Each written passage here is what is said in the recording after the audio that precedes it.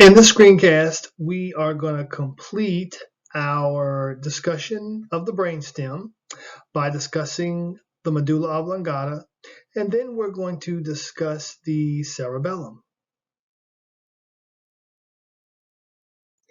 The learning objectives concerning the medulla oblongata include the following. Describe the location of the medulla oblongata, describe the regulatory centers found in the medulla oblongata, describe important features of any fiber tracts that pass through the medulla oblongata. We'll also complete our discussion on the brainstem by recognizing the relationship between the brainstem and most cranial nerves, describing the reticular formation, and then finally explaining the function of the reticular activating system, or RAS. The medulla oblongata extends from the foramen magnum, marking the beginning of the spinal cord, or ending of the spinal cord rather, to the pons. Given that the medulla oblongata is adjacent or beside the spinal cord, any nerve fibers that extend between the spinal cord and the brain pass through the medulla oblongata. This includes all descending as well as ascending fiber tracts. Note that 90% of the axons from the cortical spinal tract decussate or cross in the medulla oblongata.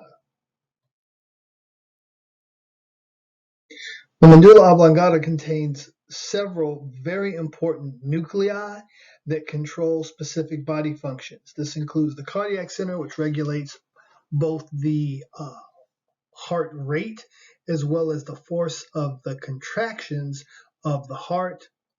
The vasomotor center, which regulates blood pressure by controlling the size or diameter of blood vessels. As blood vessels constrict, that tends to increase blood pressure. As blood vessels dilate, that tends to decrease blood pressure.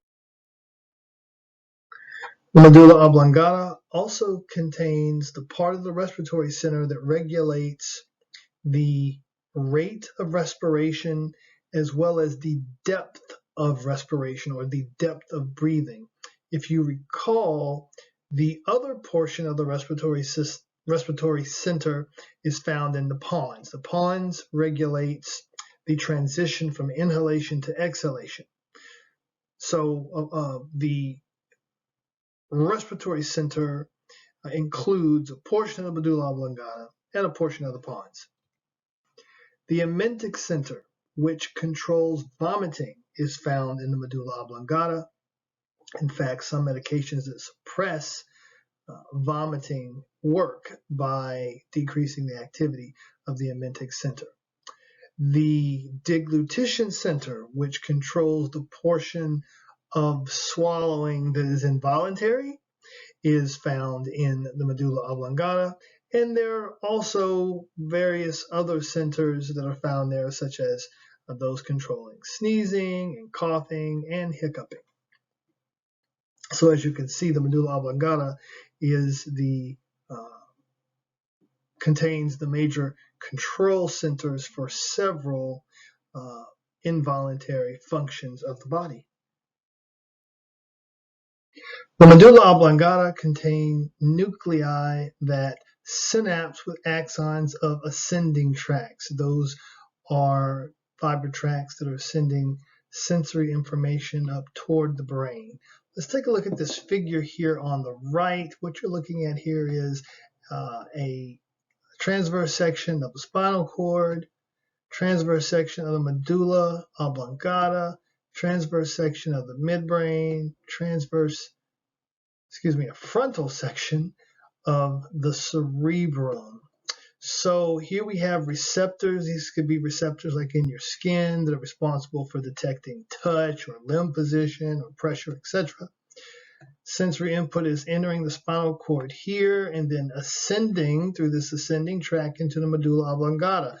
There, that sensory neuron is synapsing with an interneuron in the medulla oblongata, and here it crosses or decussates to the opposite side. It then continues to ascend where that fiber synapses with nuclei in the thalamus, and then finally a third neuron sends that sensory input up to the somatosensory area in the post-central gyrus. The medulla oblongata contains nuclei that send nerve impulses to the cerebellum to provide instructions that enable the learning of new motor skills. Motor skills have to do with movement associated with an activity or an action, like riding a bike or learning a new dance routine, something of that nature. The medulla oblongata plays a role in that process through its interactions with the cerebellum. Also, it's important to note that almost half of the cranial nerves have their nuclei in the medulla oblongata.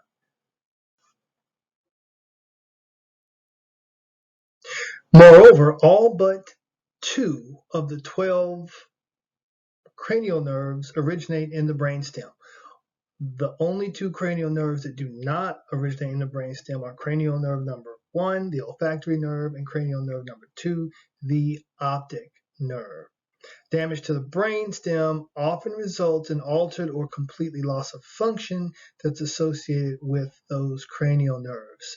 Now, those cranial nerves innervate the head, so the testing of reflexes of the head allow clinicians to detect damage to the brainstem. Let us turn our attention now to 3 columns of neurons that run the entire length of the brainstem, called the reticular formation. And the reticular formation contains both sensory and motor tracts. And again, they run the entire length of the brainstem. So they're found in the midbrain, the pons, as well as the medulla oblongata. The reticular formation contains neurons that project nerve fibers to the other 3 regions of the brain. So that would include the cerebrum, the diencephalon, as well as the cerebellum. The reticular formation appears to arouse or maintain a basic amount of activity of the brain as a whole.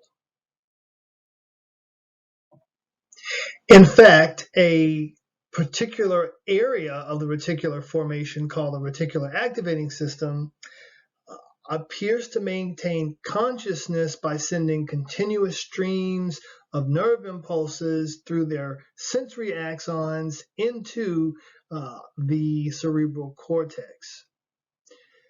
These streams are inhibited by sleep centers in the hypothalamus and other regions of the brain. So in other words, sleep appears to be associated with inhibiting the reticular activating system. And what we also know is that the sleep-inducing effects of alcohol and other drugs, as well as tranquilizers, at least partially exert their effects by inhibiting the RAS. We also know that damage to the RAS can actually result in permanent loss of consciousness. In addition to controlling consciousness, the reticular activating system also plays a very important role of filtering out some inputs that really aren't critical.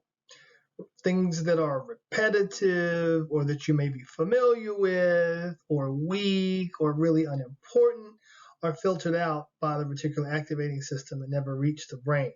This might be what allows one to get used to something where, when it's new, but again, unimportant, you notice it, but then after a while, you really don't notice it anymore. It is thought that perhaps 99% of sensory input is actually filtered out and doesn't reach the brain. Now, this may sound a little odd, but think about it. If you're in class and I'm lecturing, if you noticed everything that everyone did or said, every little movement, every little sound outside of the class, it would literally overload your brain with sensory input. In fact, the drug LSD appears to inhibit this sensory filtering mechanism and is partially responsible for the trip associated with LSD. After completing our discussion of the brainstem, let's move now to the last region of the brain, the cerebellum. We're going to describe the structure and function of the cerebellum and then describe the symptoms that would result from damage to the cerebellum. The cerebellum is the second largest part of the brain, second only to the cerebrum, and it has a lot of similarities with the cerebrum. So first, it consists of two hemispheres, like the cerebrum, and it also has ridges and grooves, like the cerebrum. The cerebellum contains a large number of nuclei. It contains half of all neurons of the brain, even though it makes up only 1/10 of the brain. As I mentioned, the outer layer or cortex is thrown into folds to increase surface area for neurons, similarly to the cerebrum. The outer layer contains the neuron cell bodies, and the deeper areas contain the fiber tracts. In lab, if you recall, you learned that the white matter looks like a fern and is referred to as the arbor vitae, which literally means tree of life. The cerebellum is responsible for coordinating the movement of skeletal muscles. How does it do this? Well, in the skeletal muscles, which cross joints of the skeletal system, there are receptors that send information from the muscles and tendons spanning those joints to the spinal cord, and then from the spinal cord to the cerebellum. Now, what type of information is being sent to the cerebellum? Well, information about how quickly a joint is being moved, in what direction the joint is being moved. This tells the cerebellum about changes in the orientation of a limb, the bending or straightening of the joint of a limb, etc. This is why even if you close your eyes, you know the position of your arms or your legs, right, as you move them. It's because there's sensory information being sent back to the cerebellum all the time that allows you to know where in space your limbs are, or how quickly they're being moved, or in the case of the joints, if those joints are being extended or bent. In addition, there is sensory information being sent from the inner ear to the cerebellum that provides information having to do with balance. Recall that voluntary movement is initiated at the primary motor cortex. Well, there are impulses that travel between the primary motor cortex and the cerebellum, back and forth. And then in addition, there is one-way communication via the pons from the primary motor cortex to the cerebellum, informing the cerebellum about movement that was initiated by the primary motor cortex. All of these inputs coming from the middle ear, inputs coming from the proprioceptors located throughout the body, communication between the cerebellum and the primary motor cortex. All of this is integrated by the cerebellum and allows the cerebellum to smooth out and coordinate complex sequences of muscle contraction. That allows all of the different movements of the body that require coordinated muscle activity. Think of riding a bike, playing sports, dance, gymnastics. Think of all of the different muscles and muscle groups where precise coordination of muscle activity is required. Maintaining posture and balance also requires the coordination of muscle activity. And all of this results from the integration of all of these inputs by the cerebellum. One of the best ways to understand the function of a structure is to look at what happens when that structure is damaged and is no longer working correctly. In the case of the cerebellum, damage results in what's called ataxia. That's where there's a loss of muscle coordination. This is illustrated through, for example, staggered or abnormal walking. If someone is blindfolded where they cannot see their limbs, they have difficulty touching their nose or touching their fingers with opposing hands. It can also result in abnormal speech pattern. Now think about these examples of ataxia. What does this remind you of in terms of the results of overindulgence? If you said the overconsumption of alcohol, you are correct. Excessive consumption of alcohol also leads to ataxia, right? That loss of coordination, that inability to walk straight, or certainly to complete a sobriety test where you have to maintain your balance or touch your nose with your hand.